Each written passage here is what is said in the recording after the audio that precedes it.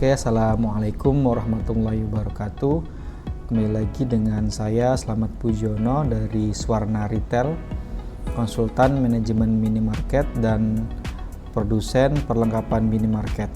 Nah, hari ini saya ingin memberikan materi soal laporan laba rugi usaha.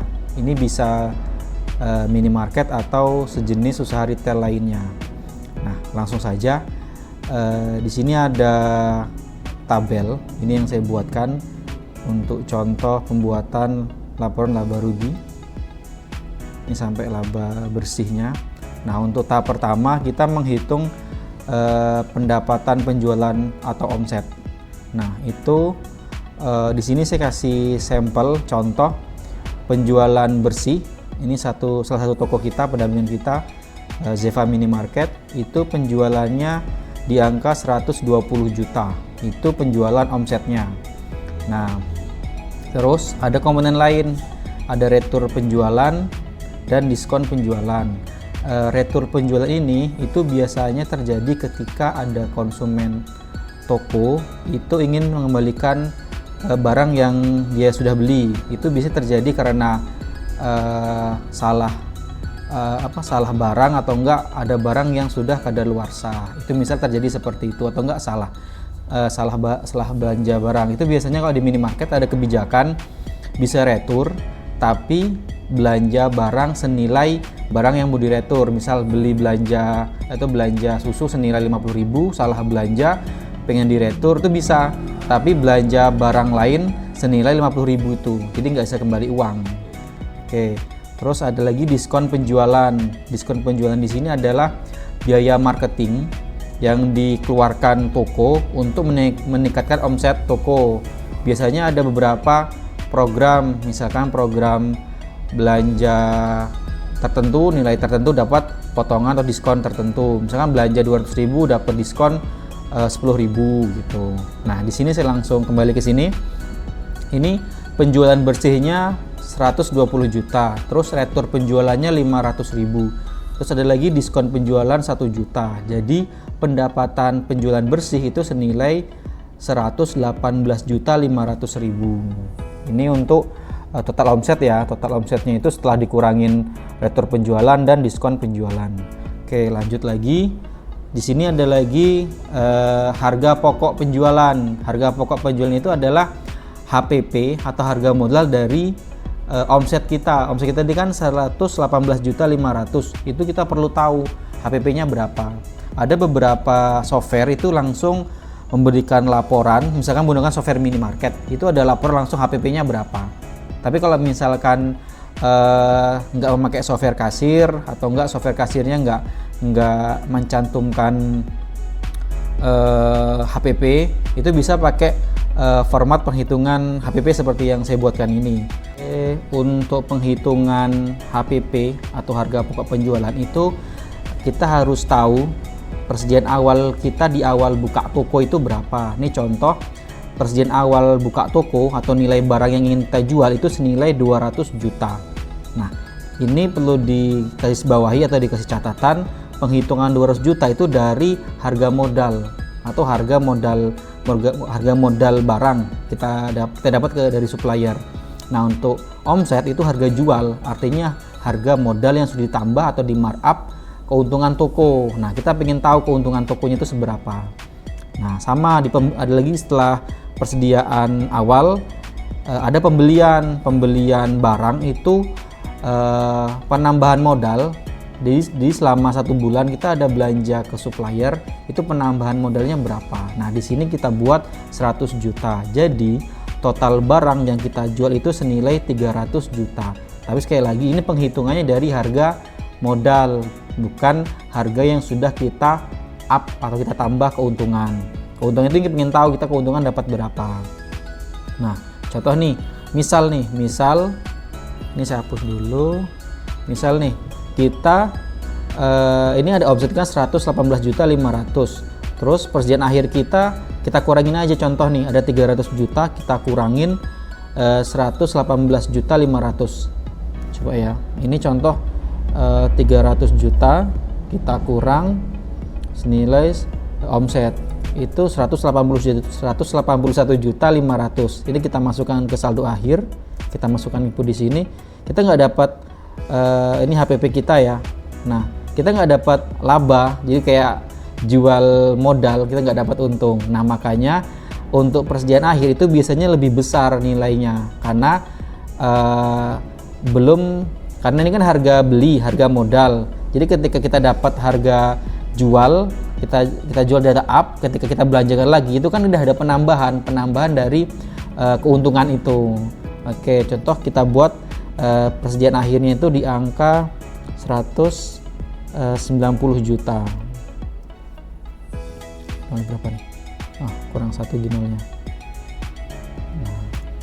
Nah, ini kita buat persediaan akhirnya di angka 190 juta. Sekali lagi, ini bertambah jadi 190 juta karena ada keuntungan yang dari hasil penjualan kita belikan barang gitu.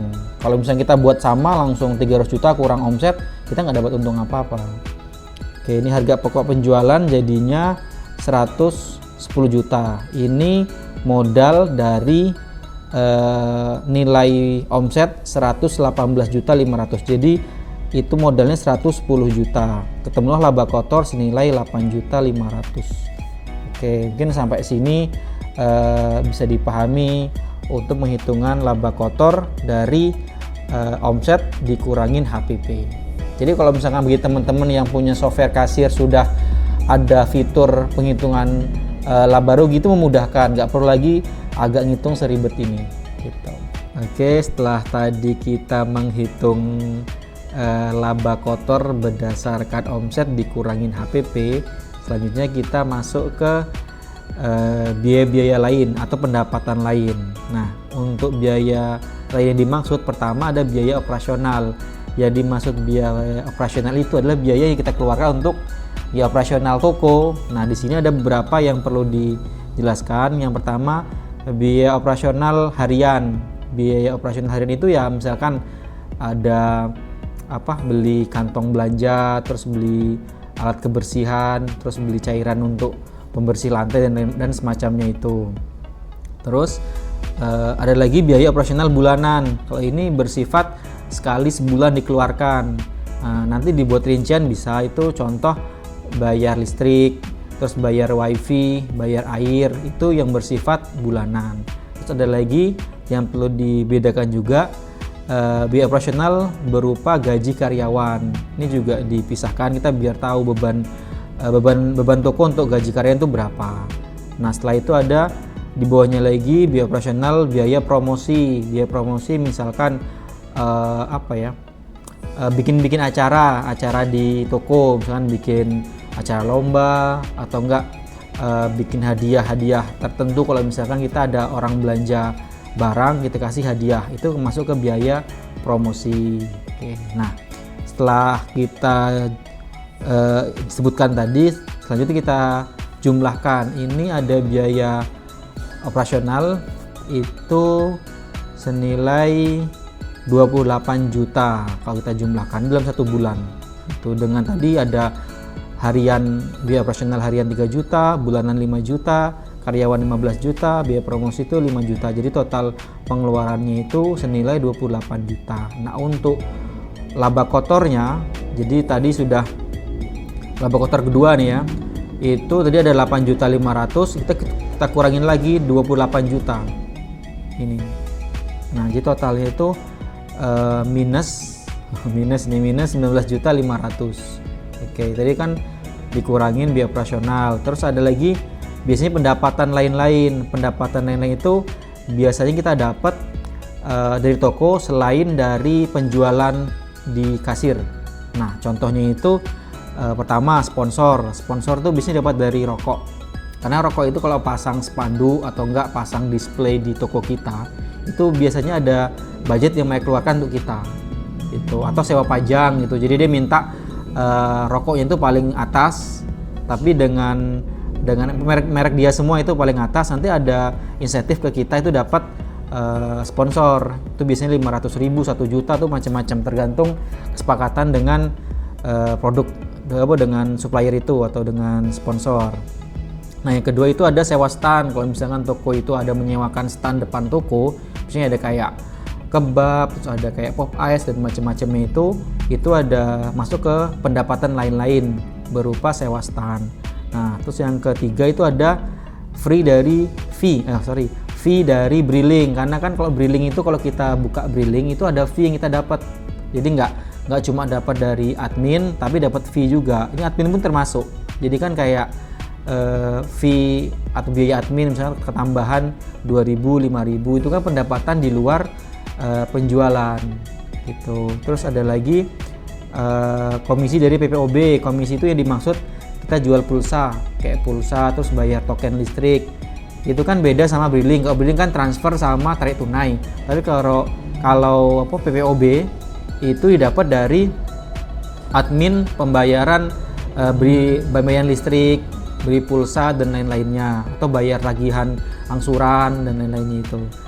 Selanjutnya ada yang keempat, pendapatan lain-lain dari kelima, pendapatan lain-lain dari jual kardus. Karena kalau toko itu biasanya lumayan loh jual kardus sih. Dalam satu bulan itu bisa dikumpulin bisa satu pickup mungkin kalau kardusnya. Terus ada lagi yang keenam, ini ada bunga bank. Kadang kalau kita ada dana di bank, misalkan untuk Briling dan macam-macamnya, itu ada bunga yang masuk ke kita juga. Itu juga dimasukkan ke pendapatan lain-lain. Nah, di sini kita jumlahkan pendapatan lain itu senilai 11.600.000. Jadi kalau misalkan tadi laba kotor kedua kita tambah pendapatan lain-lain 11.600.000, jadi minusnya berkurang jadi 7.900.000. Oke. Oke, kita lanjut lagi ya, nanggung tinggal sedikit lagi. Nah, ini ada namanya pengeluaran lain-lain. Jadi kita sudah ada operasional, sekarang ada pengeluaran lain-lain. Nah, pengeluaran lain-lain itu biasanya itu pertama admin bank. Karena kan kalau misalnya kita ada punya rekening toko di bank, kalau ada potongan admin, itu masuk ke pengeluaran lain-lain. Terus ada lagi biaya survei kompetitor. Karena biasanya toko-toko itu untuk survei harga barang itu nggak mungkin cuma lihat-lihat barang di toko orang lain, mesti belanja di random barang-barang tertentu, nanti dibandingkan sama toko kita, harga kita murah apa enggak gitu. Itu masuk ke biaya pengeluaran lain-lain. Dan mungkin ada lagi kayak barang hilang, itu masuk ke pengeluaran lain-lain. Aset yang hilang, entah mungkin waktu di perjalanan, waktu stop nama ada selisih, itu masuk ke pengeluaran lain-lain juga. Oke, jadi di sini kita jumlahkan ada pengeluaran lainnya senilai 550.000. Jadi laba kotor yang keberapa nih? 1, 2, 3, 4. 1, 2, 3, keempat. Nah, laba kotor yang keempat ini atau yang urutan keempat itu senilai tadi ini. Nah, ini yang 7.900.000 dikurangin lagi 550, jadi bertambah minusnya, jadi minus 8.450 gitu. Nah, setelah itu, nah di sini ada laba bersih. Laba bersih ini biasanya belum dikurangi pajak. Kalau untuk pajak itu biasanya untuk toko, kalau misalkan omsetnya belum di atas 4,8 miliar dalam waktu setahun, itu pajaknya masih pakai PPh 0,5. Tapi kalau sudah di atas 4,8 miliar per tahun, itu pajaknya 1% dari omset. Nanti ada beberapa cara penghitungan pajak sih, ada yang berdasarkan omset, ada yang berdasarkan laba bersih, dan itu nanti tinggal dikonsultasikan ke dinas pajak, kantor pajak di setempat gitu. Nah, di sini ketemu ya, laba bersihnya jadi minus 8.450. Nah, untuk bulan pertama di toko ini dengan biaya operasional yang lumayan besar, biaya pengeluaran yang besar, jadi belum dapat untung, bahkan malah menggerus modal. Jadi modalnya berkurang senilai 8.450. Oke, itu mau di awal-awal mungkin masih bisa dimaklumi, tapi untuk bulan kedua, ketiga, keempat itu harusnya lebih untung lagi gitu. Oke.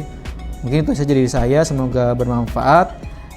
Info lebih lanjut bisa komen di video ini atau hubungi langsung di kita, datang kantor kita untuk konsultasi di Jalan Lintas Timur KM 15 Mandalo Darat, atau di WA 0823 2504 5800. Oke, terima kasih, semoga bermanfaat. Wassalamualaikum warahmatullahi wabarakatuh.